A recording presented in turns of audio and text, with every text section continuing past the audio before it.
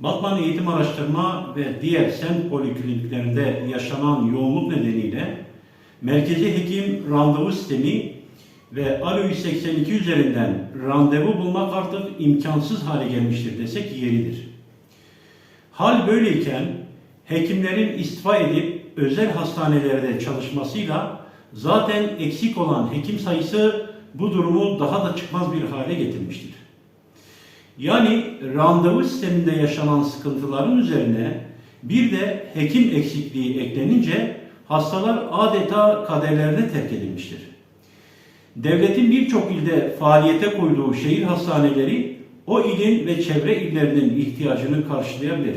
Ama gelişmekte olan illerde bilhassa Batman gibi nüfusun hızla arttığı illerde hastanelerin yetersizliği, ilimizde yeni semt polikliniklerinin açılmasına ihtiyaç duyduğunu göstermektedir. Bunun yanı sıra özellikle sınır ülkelerinden sağlık turizminin de Batman'da iyi bir ivme kaydetmiş.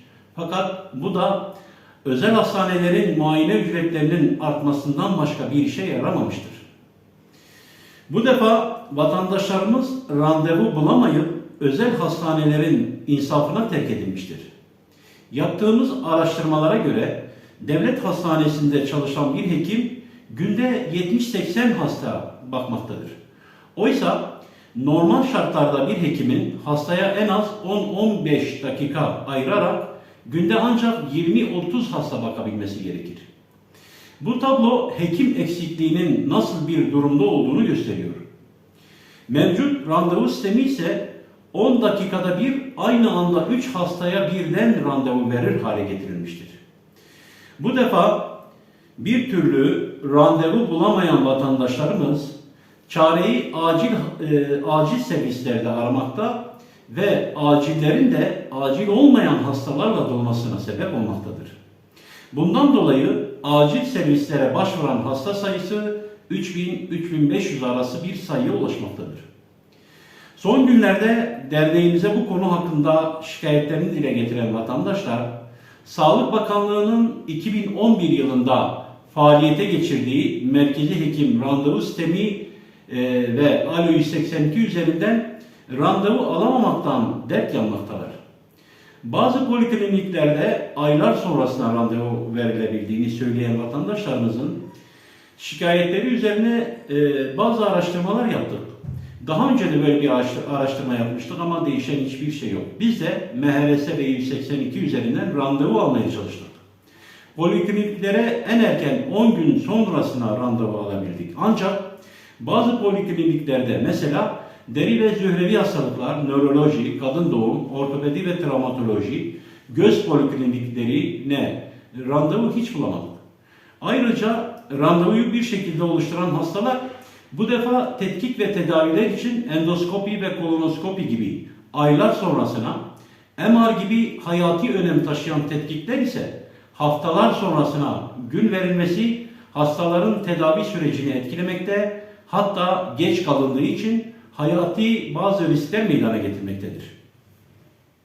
Daha önce defaten yaptığımız MHRS ile ilgili açıklamalarımız, sorunun aile hekimlerinden sevk zinciri sistemiyle düzeltilebileceği görüşümüzü beyan etmiştik.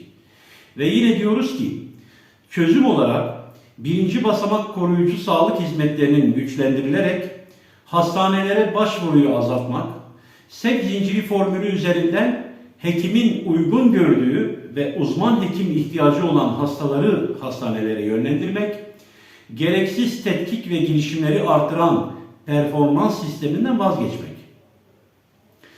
Eldeki mevcut kapasitemiz doğru bir biçimde uygulandığında gerçek manada ihtiyacı olan hastalar için uzayan hasta randevularının önüne geçilebilir ve dahi randevu alamayan vatandaşlarımızın gitmek zorunda kaldıkları özel hastanelerde çok yüksek ve fahiş fiyatların da önüne geçilmiş olunacaktır. Bu vesileyle yetkililerimizin bu konuyu ivedilikle bir çözüme kavuşturmaları gerekir. Çünkü artık bu sorun hayati bir mesele haline gelmiştir. Teşekkür ederim.